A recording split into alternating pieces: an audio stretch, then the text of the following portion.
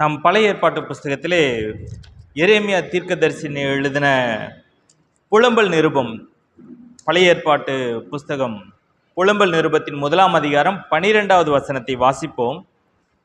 எரேமியா எழுதின புலம்பல் 1ஆம் அதிகாரம் 12வது வசனம்.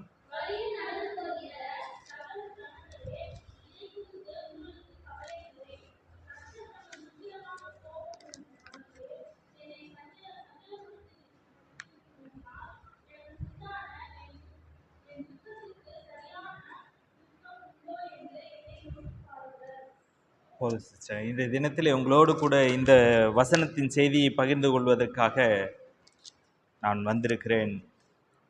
எனக்கு அருமையான தேவ ஜனமே, அன்றைய தினத்தில் உங்களோடு 2 வரலாற்று சம்பவங்களை பகிர்ந்து கொள்ளவிருக்கிறேன். முதலாவது, நாம் தற்பொழுது வாசித்த எரேமியா தீர்க்க தரிசனமாய் உரைத்த நேபுகாத்நேச்சாரின் பாபிலோனியர்களுடைய படையெடுப்பு, அது நிறைவேறியதை நாம் 2 ராஜாக்கள் புஸ்தகத்திலே வாசித்து முடித்தோம். தேவன் தன்னுடைய ஜனத்தின் மீதான வெகுவான கோபத்தை, தன் ஜனத்தின் மீதான ஒரு வெறுப்பை இப்படியாக அவர் சரி செய்து கொள்ளும் பொருட்டாக அந்நிய ராஜாவை இந்த இஸ்ரேல் மக்கள் மீதான, ஒரு யூதேய மக்கள் மீதான படையெடுப்பிலே அவர் இப்படியாக நடத்தி காண்பித்தார். ஆனால் எரேமியா இப்படியாக தீர்க்க தரிசனம் உரைத்த வேளையிலே அவர் சொல்லுகின்ற காரியத்தை குறித்து யாரும் நம்பாது இந்த எரேமியாவின் மீது மிகுந்த கோபம் கொண்டவர்களாய் அவரை சிறையிலே போட்டார்கள். அவரை கொல்லுவதற்காக எத்தனைத்த ஜனமாய் இருந்தார்கள். ஆனாலும் கூட எரேமியா தேவன் மீது வைத்துள்ள பக்தி விசுவாசத்தை தேவன் கிருபையாய் அவருக்கு ஆசீர்வதித்து கொடுத்து அந்த மனிதனை அந்த ஜனங்களில் இருந்து பாதுகாத்தவராய், நாம் அது மாத்திரமல்ல, நாம் வாசிக்கலாம் எரேமியா 40:1 கூட வாசிக்கலாம். எரேமியா 40:1.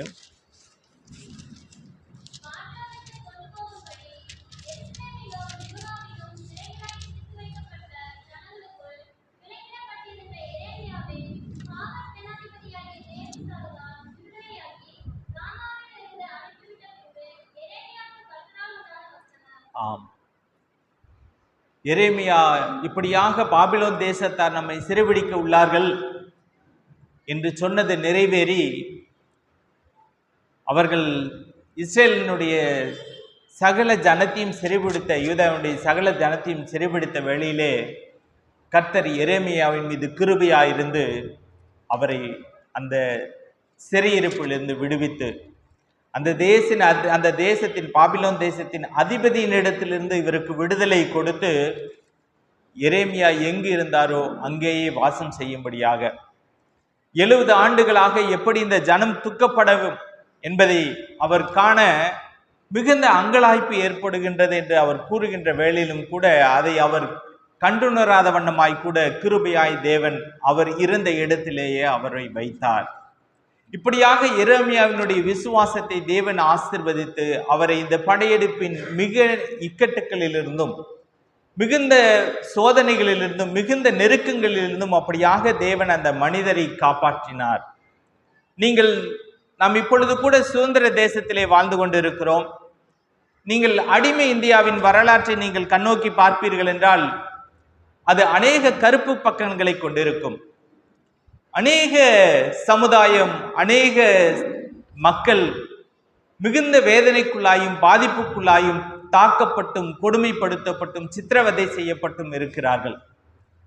அதைவிட இன்னும் ராஜாக்களுடைய காலம் மிகுந்த பாடுகளும், அதிகாரத்தின் உச்சத்தில் இருந்த நபர்களிடத்திலே சிக்கின அற்பர்களுடைய வாழ்வு புழுக்களைப் போல மிகவும் வெறுக்கப்படத்தக்கதான, உதாசீனப்படத்தக்கதான சூழ்நிலையிலே காணப்பட்டிருப்பினும் கூட, அந்த சூழ்நிலையிலும் அப்படியாக எரேமியா அந்த கைது செய்யப்பட்ட மக்கள் எல்லோரையும் நாம் ராஜாக்களே வாசித்தது போல வாலிபர்களையும் அவர் நற்படை வீரர்களையும் கூட அவர்கள் கைது செய்து அப்படியாக அந்த பாபிலோன் தேசத்திற்கு அழைத்து செல்கின்ற காட்சியை தான் கண்டு இப்படியாக இந்த புலம்பல் நிருபத்திலே அவர் 1ஆம் அதிகாரம் 12ஆம் வசனத்திலே அவர் இப்படியாக எழுதுகிறார்.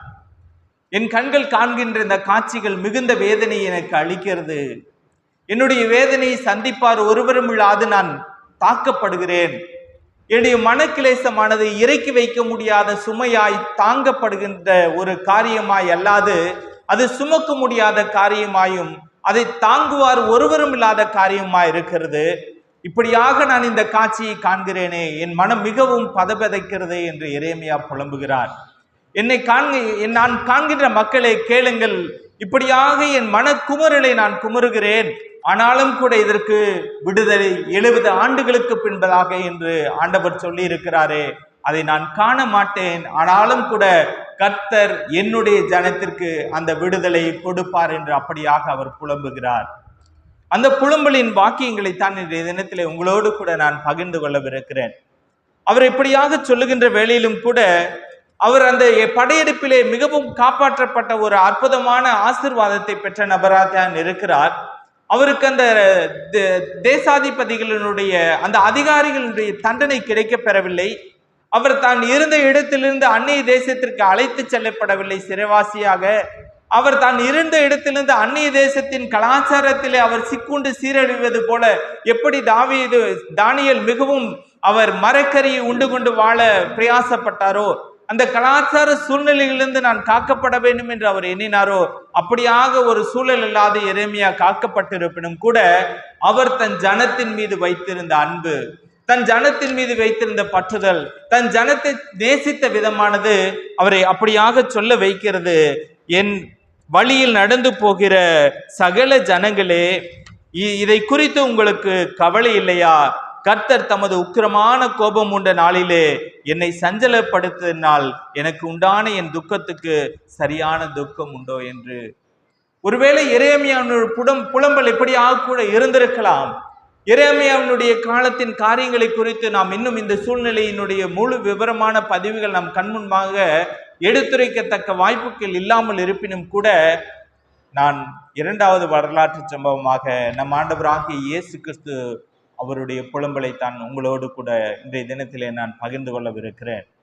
எனக்கு அருமையானவர்களே, எரேமியாவினுடைய அன்பு எப்படியாக நெருக்கி ஏவினதோ, தன் ஜனத்தின் மீது எப்படியாக நெருக்கி ஏவி ஜனத்திற்காய் புலம்பி அங்கலாய்த்து இப்படியாக என் ஜனம் கட்டப்பட்டிருக்கிறது, விடுவிப்பாரற்று என் ஜனம் காணப்படுகிறது, என் ஜனம் சித்திரவதைக்குள்ளாய் அவதிப்பட்டு கொண்டிருக்கிறது, கன்னிகளும் வாலிபர்களும் மிகுந்த சோதனைக்குள்ளாய் தள்ளப்பட்டிருக்கிறார்கள், சகலவற்றின் ஆஸ்திகளையும் அவர்கள் விட்டு அந்நிய தேசத்திற்குள்ளாய் கடந்து செல்லுகிறார்கள்.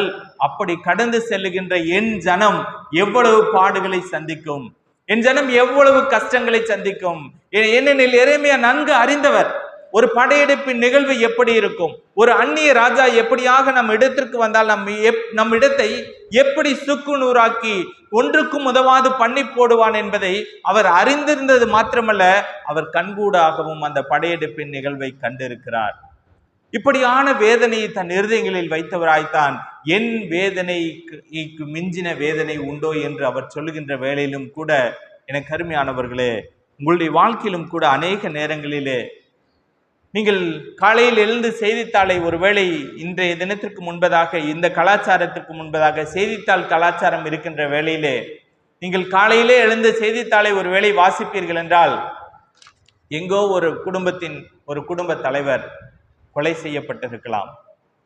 அந்த செய்தி நீங்கள் வாசிக்கின்ற வேளையிலே உங்கள் மனம், ஐயோ அந்த குடும்பம் எப்படி காப்பாற்றப்படும், அந்த குடும்ப பிள்ளைகள் எப்படியாக வழிநடத்தப்படுவார்கள், இந்த குடும்பத்தை தாங்குவார் அடுத்தது யார் என்று உங்கள் மனம் பதைவதைத்துக் கொண்டிருக்கலாம். அல்லது அநேக நேரங்களிலே நீங்கள் வயநாடு பூகம்பமாகட்டும், அல்லது பூமி அதிர்ச்சி தற்பொழுது நடைபெற்று கொண்ட தேசமாகட்டும், அல்லது உக்ரைன் தேசத்தில் நடைபெறுகின்ற யுத்தமாகட்டும், இஸ்ரேலிலே நடைபெறுகின்ற யுத்தமாகட்டும், இப்படியாக நீங்கள் டிவியிலே தொடர்ந்து செய்திகளை பார்க்கின்ற வேளையிலும் கூட அந்த காட்சி உங்களை மிகுந்த வேதனைக்குள்ளாய், அந்த காட்சியானது உங்களை மிகுந்த கஷ்டத்திற்குள்ளாய், இந்த குடும்பத்தாய் ஆதரிப்பவர் யார், இந்த குடும்பத்தை வழி நடத்துபவர் அடுத்தது யார், இந்த குடும்பத்தின் பாதுகாவலராய் இருந்த நபர் இப்படியாக போய்விட்டாரே என்று உங்கள் மனதிலே கூட அங்கலாய்ப்பு ஏற்பட்டிருக்கலாம். அந்த மரணம் ஒருவேளை உங்கள் இருதயத்தை பாதித்ததாய் கூட இருக்கலாம். என கருமையானவர்களே, கடந்த 2019 ஆண்டு அக்டோபர் 27 திருச்சி அடுத்து உள்ள ஒரு சிறு கிராமத்திலே சுஜித் வில்சன் என்ற ஒரு சிறு குழந்தை, 2 வயது குழந்தை போர்வெல் ஆழ்துளை கிணறுக்குள்ள விழுந்துட்டார். அது அவர் 27ஆம் தேதி விழறாரு, 29ஆம் தேதி தீபாவளி. ஆனால் அந்த 2 நாட்களாக அந்த டிவி நிகழ்ச்சிகளாகட்டும், செய்தித்தாள்களாகட்டும், அந்த குழந்தையை காப்பாற்றுவதை குறித்து, அந்த குழந்தையின் சூழ்நிலையை குறித்து, அந்த குழந்தையின் சுவாசத்தை குறித்து, அந்த குழந்தையின் உடல்நிலை குறித்து தொடர்ந்து செய்தியை பரப்பி கொண்டே இருந்தார்கள். எனக்கு தெரிந்த என்னுடைய நண்பர் கூட எங்க வீட்டுல ஒரு பெரிய காரியனா கூட இப்படி சோகத்தில் இருந்திருக்க மாட்டாங்க, இந்த 4 நாளா இந்த லீவ் விட்ட நாள் முழுக்க இப்படியாகவே சோகத்தில் மூழ்கி போனது என்று அங்கலாய்த்தார். அப்படியாக மக்களுடைய மனமானது இந்த குழந்தைக்கு ஏங்கி தவித்தது. இந்த குழந்தை எப்படியாவது காப்பாற்றப்பட வேண்டும் என்று. ஆனால் 30ஆம் தேதி அந்த குழந்தை இறந்து விட்டது என்று கடைசியாக எடுத்து அந்த குழந்தையை அடக்கம் செய்தார்கள். இப்படியாக ஒவ்வொரு மரணமும், ஒவ்வொரு நிகழ்வும் அநேக நேரங்களிலே நம்மை வாட்டி வதைக்கின்றதா இருக்கிறது. அநேக நேரங்களிலே நம்முடைய உறவுகளினுடைய மரணம் கூட நம்மை மிகுந்த வேதனைக்குள்ளாக்குகிறதா இருக்கிறது. ஆனாலும் கூட எனக்கு அருமையானவர்களே, இவை எல்லாவற்றின் மத்தியிலும் ஆண்டவராகிய இயேசு கிறிஸ்து சகலவற்றை நேசிக்கின்ற பரமபிதா, உங்களை காண்கின்ற பரம கர்த்தர், உங்களை நேசிக்கின்ற நல்ல தகப்பன், உங்களை கண்ணின் கருவிழி போல பாதுகாக்க வேண்டும் என்று கூட பரத்திலிருந்து இறங்கி பூமிக்கு வந்து உங்களை கண்ணோக்குகிற நல்ல தகப்பன், இப்படியாக கூட உங்களுடைய வாழ்க்கையிலும் நீங்கள் சந்திக்கின்ற மரணத்தை நீங்கள் எதிர்நோக்காது அவர் தன் மீதாக சுமத்தி கொண்டு தன் வாழ்வை அர்ப்பணித்தவராய் இந்த பூமியிலே அவர் மறைத்தார். அநேக மரணங்கள் உங்கள் வாழ்க்கையிலே சோதனைகளை ஏற்படுத்தலாம், பாதிப்புகளை ஏற்படுத்தலாம். நீங்கள் ஒருவேளை ஆண்டவராக இயேசு கிறிஸ்து இன்னார் என்பதை நீங்கள் அறிந்திருக்கின்ற காலகட்டமானது, உங்கள் வாழ்க்கையிலே அந்த ரட்சிப்பின் காலகட்டமானது, ஒருவேளை கிறிஸ்துவின் மரணத்தின் மூலமாய் கூட நீங்கள் கிறிஸ்து இன்னார் யார் என்பதை நீங்கள் கண்டிருக்கலாம். ஆனால் அநேக நேரங்களிலே கிறிஸ்துவின் மரணம் நாம் உதாசீனப்படுத்தக்கூடிய மரணமாய் தான் காணப்படுகிறது. கிறிஸ்து நமக்காய் மரித்தார் என்ற ஒரு வரியிலே முடிக்கின்ற அந்த நிகழ்வானது அநேக நேரங்களிலே கிறிஸ்துவுக்கும் நமக்குமான உறவிலே ஏற்படுகின்ற விரிசலை இன்னும் மென்மேலும் அதிகப்படுத்துகிறதை ஒழிய, அவர் எப்படியாக கூட அவர் தன்னுடைய ஜீவனை நமக்காக கொடுத்தார் என்பதை அநேக நேரங்களிலே நாம் உணராதவர்களாய், அநேக நேரங்களிலே கர்த்தருடைய அன்பை நாம் ருசி பாராது கர்த்தருக்கும் நமக்கும் இடையான உறவின் பாராதூரத்தை நாம் அதிகப்படுத்தி கொண்டு போகின்றவர்களாய், தேவன் தன்னுடைய ஒரே பேரான குமாரனாகிய கிறிஸ்துவை நம் மீட்புக்காக பூமிக்கு அனுப்பினார் என்பதை நாம் உணராது அநேக நேரங்களிலே அவருடைய மரணத்தை நாம் இப்படியாகத்தான் 2 நாட்களிலும் 3 நாட்களிலும் கடந்து போகின்ற ஒரு சம்பவமாய்த்தான் நாம் காண்கிறோமே ஒழிய, நம்முடைய வாழ்க்கையிலே அது அனுதினமும் நம்மை வழிநடத்தப்படக்கூடிய ஆயுதமாய் நாம் எடுக்காது இருக்கிறோம். நீங்கள் எப்படி டிவியிலும் தொலைக்காட்சியிலும் செய்தித்தாள்களிலும் கூட ஒவ்வொரு மரணத்தையும், நீங்கள் உங்களுடைய நண்பர்கள் வழியிலே கேட்கின்ற ஒவ்வொரு சம்பவத்தையும் 2 நாட்களிலும் 3 நாட்களிலுமாக நீங்கள் துடைத்து விட்டு செல்லுகிறீர்களோ, அப்படியாக கிறிஸ்துவின் மரணம் அல்ல. அதை நாம் நன்கு உணர வேண்டும். என கருமையான திருச்சபையாரே, இது ஏனோ தானோ என்று நாம் எண்ணிக்கொள்ளுகின்ற அல்லது நம்முடைய வாழ்க்கையில இதை தங்கி வைத்துக் கொள்ளக்கூடிய ஒரு நிகழ்வாக நாம் ஒருபோதும் காக்கப்படாது. நம் இருதயத்தை தேவனுக்கு முன்பதாக எப்பொழுதும் கூட ஊற்றத்தக்க தேவ அன்பை அவர் நமக்கு கொடுத்திருக்கிறார். அவர் கொடுத்த அந்த தேவ அன்பின் வெளிப்பாடாக கூட அவர் கிருபையாய் சிலுவையிலே மரித்தார். சிலுவையில் மரித்த தேவன் தன் திருரத்தத்தின் மூலமாய் கூட உங்களையும் என்னையும் மீட்டு இருக்கிறார். அந்த மீட்பின் மகத்துவத்தை நாம் அனுதினமும் உணர்ந்தவர்களாய் அவர் மரணத்தின் பாடுகளை நாம் நினைவு கூறக்கூடிய பிள்ளைகளாய் இருக்க வேண்டும். எனக்கு அருமையான திருச்சபையாரே, இன்றைய தினத்திலே ரோமன் கத்தோலிக்க திருச்சபைகளிலே லென்த் டேஸ் என்று கொண்டாடி வருகிறார்கள். 40 நாட்கள் அநேகர் உபவாசம் இருந்து, ஒரு சிலர் வேளாங்கண்ணிக்கு காவி உடை அணிந்து முழங்கால் படியிலே நடந்து சென்று, இப்படியாக அநேகர் அந்த நாட்களை அவர்கள் அனுசரித்து வரினும் கூட நம்முடைய சீர்திருத்தவாத பெரியோர்கள் அப்படியாக இந்த நாட்களை குறித்ததான தெளிவான சத்தியத்தை உபதேசங்களை தொடர்ந்து நமக்கு திருச்சபையிலே கொடுத்து வருகிறார்கள். நாம் கிறிஸ்துவின் மரணம் நம்முடைய வாழ்க்கையை மாற்றுகின்ற நிகழ்வு என்பதை நாம் உத்தேசித்து கிறிஸ்துவண்டையிலே நம்மை ஒப்பு கொடுத்த நாட்களை நாம் ஒரு விசை கூட நாம் பின்னோக்கி பார்ப்போம். இந்த தேவன் எனக்காய் மரித்திருக்கிறார், எனக்காய் மரித்து உயிர்த்திருக்கிறார், எனக்காய் நான் அனுபவிக்க வேண்டிய பாடுகளை நான் என்றும் நித்திய நரகத்திலே சந்திக்க வேண்டிய பாடுகளை, கஷ்டங்களை அவர் மீது தேவன் சுமத்தினார் என்பதை நாம் அநேக நேரங்களிலே மறந்து, எனக்காய் ஒருவர் செய்தார் என்பதை நாம் மறந்து, அந்த தேவனை நாம் அநேக நேரங்களிலே நாம் உதாசீனப்படுத்துகின்ற அவிசுவாச போக்கை கடைபிடிக்கின்ற பிள்ளைகளாய் தான் காணப்படுகிறோம். ஆனாலும் கூட கிறிஸ்துவின் மரணத்தை குறித்து இன்றைய தினத்திலே நான் ஒரு விசை கூட உங்களுக்கு நினைவூட்ட நான் இந்த தேவ செய்தி உங்களோடு கூட பகிர்ந்து கொள்ளுகிறேன். எனக்கு அருமையானவர்களே, பிதாவானவர் நம் மீது கொண்ட அன்பு அது மிகப்பெரிய அளவற்ற, என் சொல்லனா வார்த்தைகளை கொண்ட தேவ அன்பா இருக்கிறது. அந்த தேவ அன்பின் ஊற்றுக்களாய் நீங்கள் இருக்கிறீர்கள் என்பதை அவர் உணர்ந்தவராய், பிதாவின் அன்புக்கு பாத்திரமான ஜனம் நீங்கள் என்பதை உணர்ந்தவராய், பிதாவின் அவரோடு கூட நீங்கள் ஐக்கியப்படவும், ஆதாம் எப்படியாக தேவனோடு கூட ஐக்கியப்பட்டு கட்டப்பட்டு தேவனோடு கூட அவர் சுகமாய் வாழ்ந்தாரோ, அந்த வாழ்வை தேவன் நமக்கு உண்டு பண்ணி கொடுக்கும் வண்ணமாய் கூட அவராக இந்த பூமிக்கு தன் பேரன்பை நம்மிடத்தில் வெளிப்படுத்த வந்தார். அப்படி வந்த தேவன் இந்த சகல ஐஸ்வர்யங்களின் மத்தியில அவர் நினைத்தால் நடந்தது, அவர் சொல்ல ஆனது, அவர் கட்டளையிட நின்றது. ஆனாலும் கூட மிகவும் கொடிய வறுமை சந்திக்கின்ற இந்த மனித கோலத்திலே, மிகவும் வேதனை சந்திக்கின்ற இந்த மனித கோலத்திலே, கஷ்டங்களை சந்திக்கின்ற இந்த மனித கோலத்திலே, பாடுகளை சந்திக்கின்ற இந்த மனித கோலத்திலே, வறுமையை சந்திக்கின்ற இந்த மனித கோலத்திலே நம் கர்த்தர் தேவகுமாரனாய் இந்த பூமிக்கு அவதரித்தார்.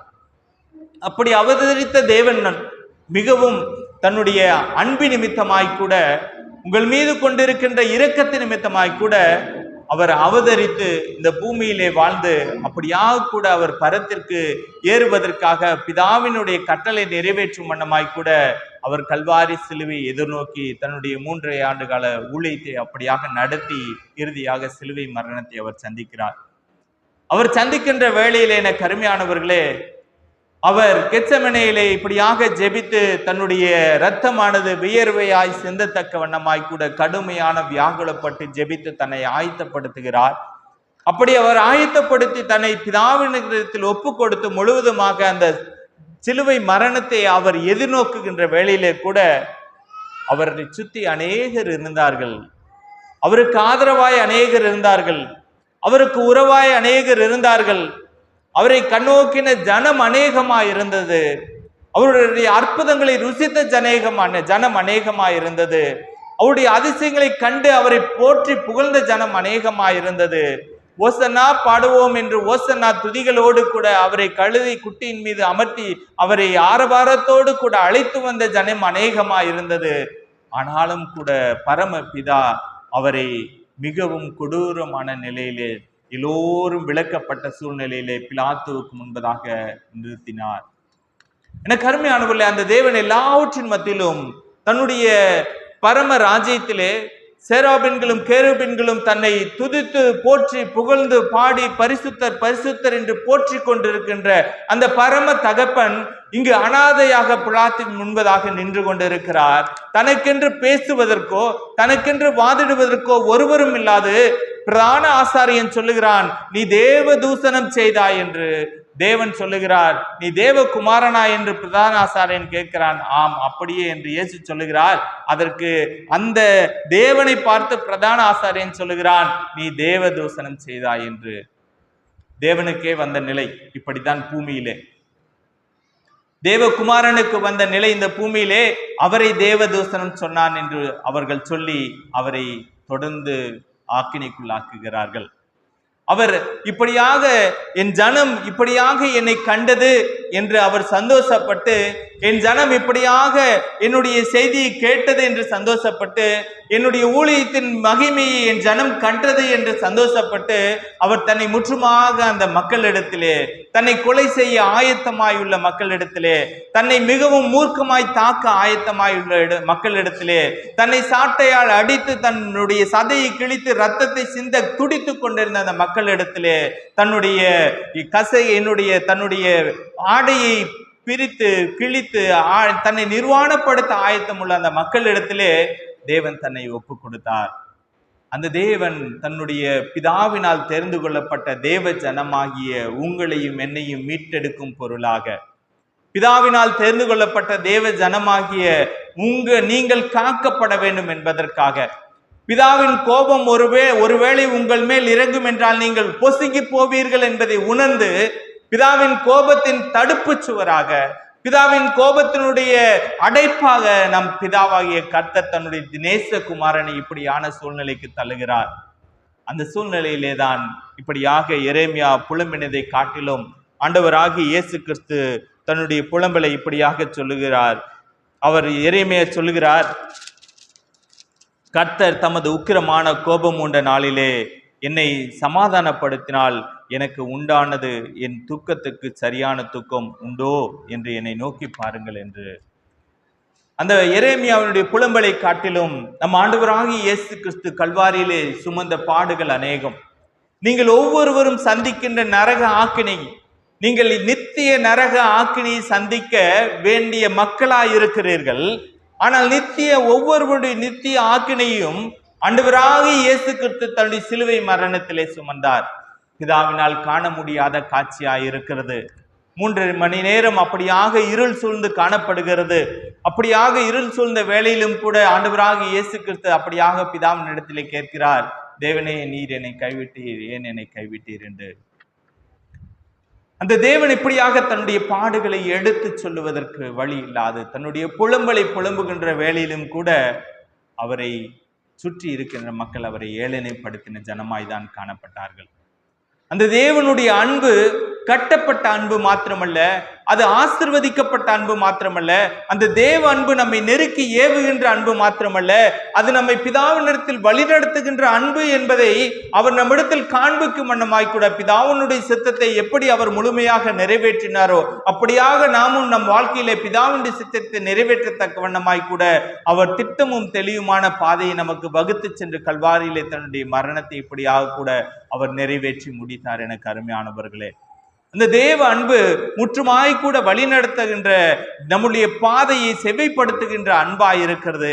அவர் வழிநடத்துதலில் நாம் காணப்படுகின்ற அந்த சத்தியத்தின் போதனையிலே நாம் நடத்தப்படுகின்ற வாழ்விலே கர்த்தருக்குள்ளாய் நாம் ஆசீர்வதிக்கப்பட்ட ஜனமாய் கூட நாம் என்றும் காணப்பட வேண்டும் என்று கர்த்தர் விரும்பினபடியினாலே, நாம் காக்கப்பட வேண்டும் என்று அவர் விரும்பினபடியினாலே, நாம் தப்புவிக்கப்பட வேண்டும் என்று அவர் விரும்பினபடியினாலே, நாம் தேவனுடைய ஆட்டுக்குட்டிகளாய், நாம் தேவனுக்கு முன்பதாக பலியாடுகளாய் அல்ல, தேவனால் எடுத்து தன்னுடைய கையிலே அடுக்கி வைக்கப்படுகின்ற ஒரு ஆட்டுக்குட்டிகளாய் இருக்க தேவன் பிரியம் கொண்டதினாலே, அந்த தேவன் உங்களை கண்ணோக்கின தேவனாய் உங்களுக்காய் கல்வாரியிலே தன்னுடைய வேதனைகள் எல்லாவற்றையும், தன்னுடைய சொல்லனா வேதனைகள் எல்லாவற்றையும் அவர் முற்றுமாய் கூட அவர் மிகுந்த துயரத்தோடும் பாடுகளோடும் சகித்து கொண்டவராய் கல்வாரி சிலுவிலே தொங்கினார். அவருடைய பாடுகள் அநேகத்தின் மத்தியிலே அவர் மிகுந்த வாய்ப்பேசாத ஒரு ஆட்டுக்குட்டியாய் தான் அவர் காணப்பட்டார். என கருமையானவர்களே, அவருடைய சொல்லனா துயரங்கள் மத்தியிலே அவர் இப்படியாக இருப்பினும் கூட தேவன் எப்படிப்பட்டவராய் இருக்கிறார் என்று வேதம் சொல்லுகிறது. அவர் ராஜாக்களின் ராஜா, அவர் இந்த சகலவற்றையும் உண்டாக்கின கர்த்தர். அப்படியாக அவர் உண்டாக்கின தகப்பனா இருப்பினும் கூட அவர் ஒரு ராஜ்யத்தின் அதிபதியினுடைய வாக்குக்கு எதிர்நோக்கி காத்திருக்கிறார் பிலாத்துவின் இடத்துல. அவர் ராஜாக்களின் ராஜாவா இருக்கிறார். ஆனால் ஒரு சிறு ராஜ்யத்தின் அதிபதியான பிலாத்துவின் இடத்திலே தன்னை முன்னிறுத்தி அவர் என்ன சொல்லுகிறார் என்பதை கேட்பதற்காக நிறுத்தப்பட்டு இருக்கிறார். என கருமையானவர்களே, அவர் இந்த உலகத்தின் சர்வ சிருஷ்டியா இருக்கிறார், ஜீவனுக்கெல்லாம் அதிபதியா இருக்கிறார். நீங்கள் மரிப்பின் பரலோகம் செல்லுவீர்கள் என்ற பாதையை அடைத்து போட்டு உங்களுக்கு ரட்சிப்பின் வழியை காண்பித்த தகப்பன், அந்த தகப்பன் அப்படியாக தன் ஜீவனை உங்களுக்காக ஒப்பு கொடுப்பதற்காக தன்னை ஆயத்தப்படுத்தும் விதமாக அப்படியாக அவர் நின்று கொண்டிருக்கிறார். அவருடைய நின்று கொண்டிருந்ததிலே நாம் ஒரு வசனத்தை கூட வாசிக்கலாம். மத்தேயு 26ஆம் அதிகாரம் 67, 68 வசனங்களை வாசிக்கலாம்.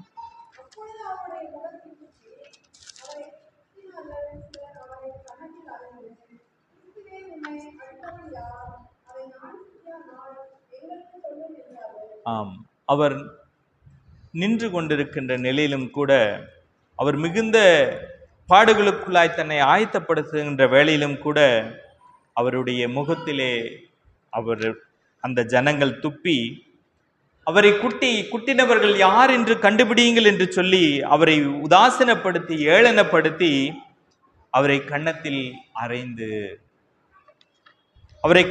அறைந்து கிறிஸ்துவே உம்மை அடித்தவன் யார், ஞான திருஷ்டியால் எங்களுக்கு சொல்லும் என்றார்கள்.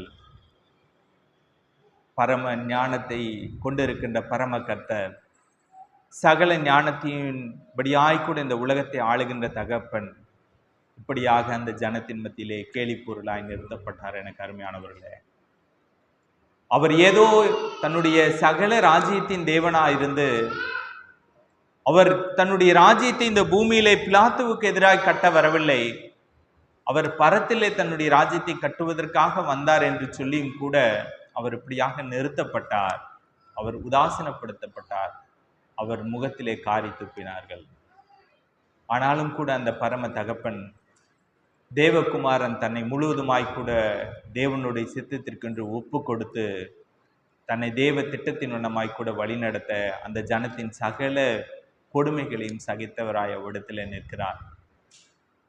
அவர் எவ்வளவு தேவ தூசணம் சொன்னார் என்று பிரதான ஆசாரியன் சொல்லியிருப்பினும் கூட பரம தகப்பன் தேவனுடைய வார்த்தையை பேசுவதற்காய் அவ்விடத்திலே வாதிடுவதற்காய் நில்லாது அவர் அடிக்கப்படும் ஆட்டுக்குட்டியை போல அவ்விடத்திலே நின்று காணப்பட்டார். எனக்கு அருமையானவர்களே, திருச்சபையின்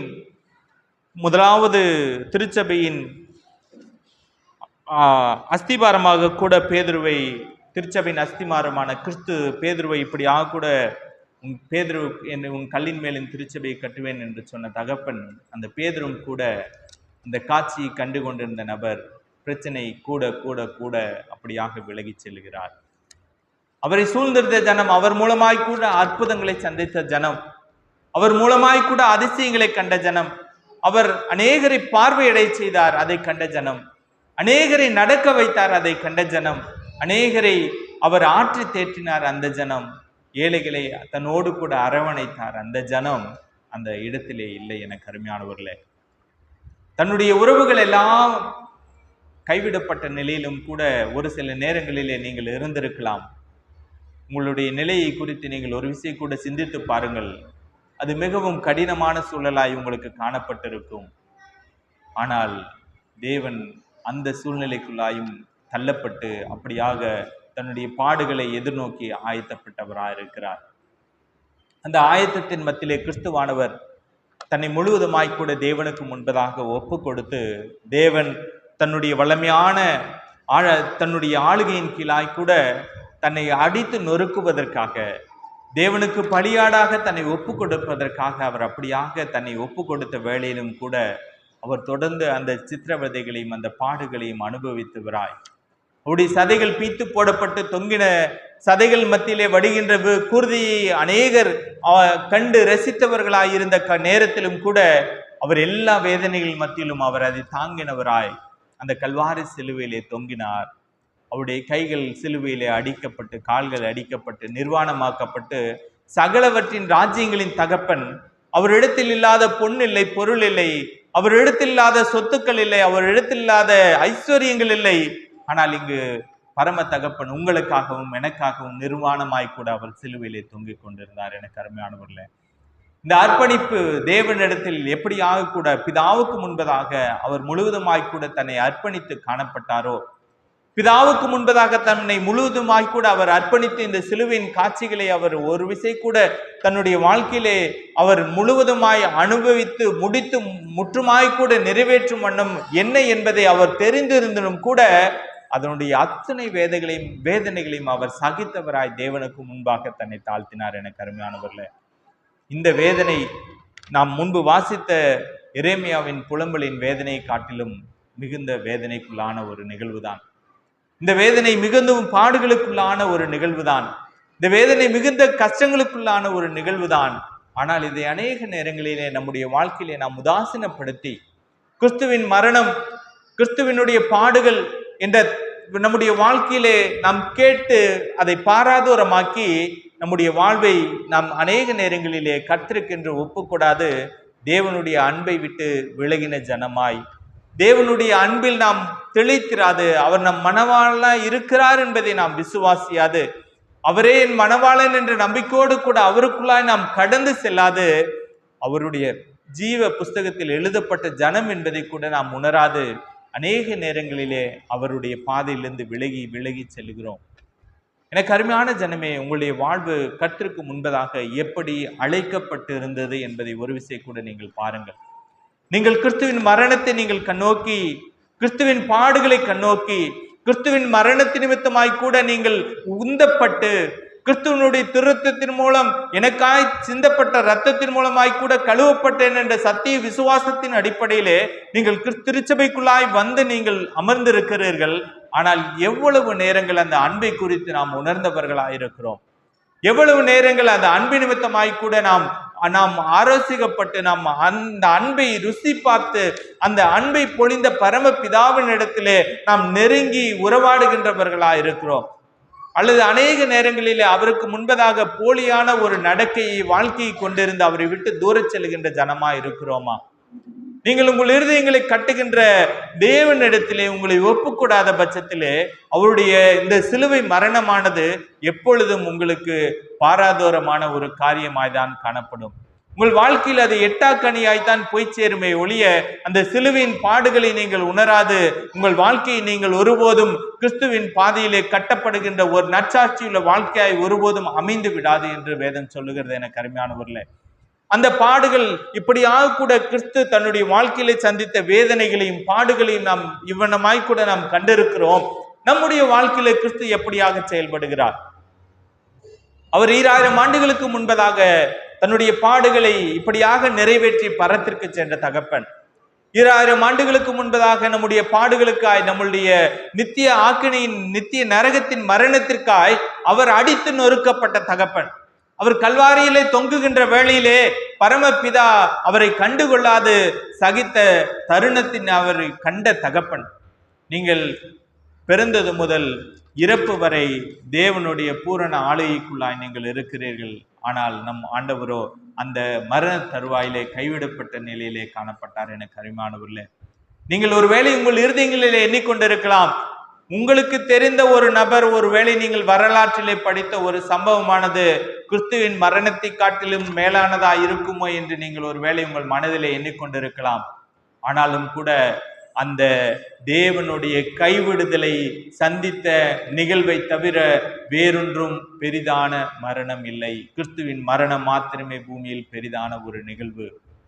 அந்த பெரிதான நிகழ்வை உங்கள் இருதயங்களில் இருத்தின ஜனமாய் நீங்கள் எப்பொழுதும் கர்த்தருக்குள்ளாய் வழி நடத்தப்படுகின்ற பிள்ளைகளாய், கர்த்தருடைய தேவ ஜனமாய் நீங்கள் காணப்பட வேண்டும் என்றில் உங்களுடைய இருதயங்களை தேவன் எப்படியாக உங்களுக்கென்று பரத்திலிருந்து இறங்கி வந்தாரோ, பரத்திலிருந்து உங்களுக்காக இறங்கி வந்து தன்னுடைய தேவ ஜனத்திற்கென்று அவர் பாடுபட்டாரோ, பரத்திலிருந்து இறங்கி வந்து தன்னுடைய சகலத்தையும் துறந்து தன்னுடைய பிள்ளைகளுக்காக அவர் எப்படியாக அவர் தன்னுடைய வாழ்வை அர்ப்பணித்தாரோ, பரத்திலிருந்து இறங்கி வந்து தன்னுடைய சகல ஐஸ்வர்யத்தையும் விட்டு தரித்திரர்களுக்கும் பரதேசிகளுக்கும் பாவிகளுக்குமாய் அவர் தொண்டு செய்தாரோ, அப்படியாக கூட தானே நம்முடைய மிஷினரிகளும் தன்னுடைய சகல வாழ்வையும் விட்டு அப்படியாக வந்து நமக்காய் பாடுபட்டார்கள்.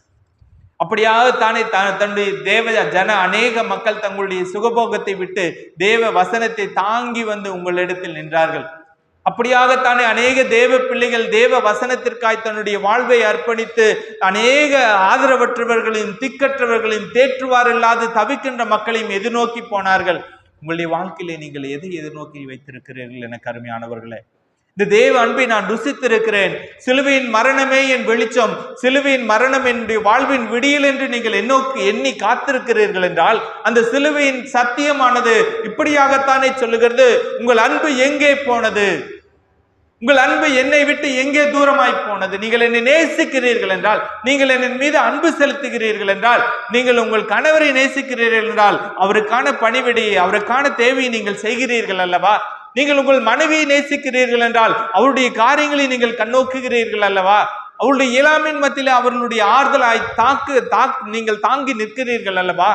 ஆண்டவராக இயேசு கிறிஸ்துவும் அதைத்தானே நம்மிடத்தில் எதிர்பார்க்கிறார். இது என்னிடத்தில் அன்பு செலுத்துகிறாய்? கேட்பதற்கு இனிமையாகத்தான் இருக்கிறது. உன் அன்பின் வெளிப்பாடு. ஆண்டவராக இயேசு கிறிஸ்து இப்படியாகத்தான் நம்மையும் எதிர்நோக்கி காத்திருக்கிறவரா இருக்கிறார். எனக்கு அருமையானவர்களே, உங்களுடைய அன்பின் வெளிப்பாடு நாம் ஒரு வசனத்தை கூட வாசித்து முடிக்கலாம். லூக்கா எழுதின நற்செய்தி நூல் 7ஆம் அதிகாரம் 37, 38 வசனங்களை வாசிக்கலாம். லூக்கா 7, 37, 38.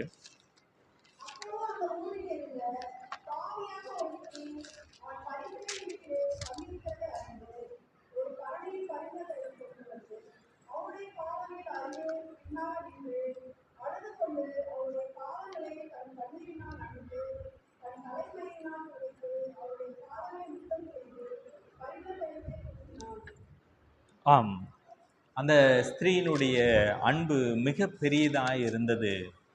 அந்த அன்பினால் ஏவப்பட்ட அந்த பெண்ணானவள் தன்னிடத்தில் காணப்பட்ட விலைமதிப்பற்ற ஒரு பொருளை ஆண்டவராகிய இயேசு கிறிஸ்துவின் பாதத்திலே ஊற்றி அவரை தன் மயிரினாலே துடைத்து, அவருடைய பாதங்களை துடைத்து, இப்படியாக தன் அன்பை வெளிப்படுத்தின பெண்ணாய் காணப்படுகிறாள்.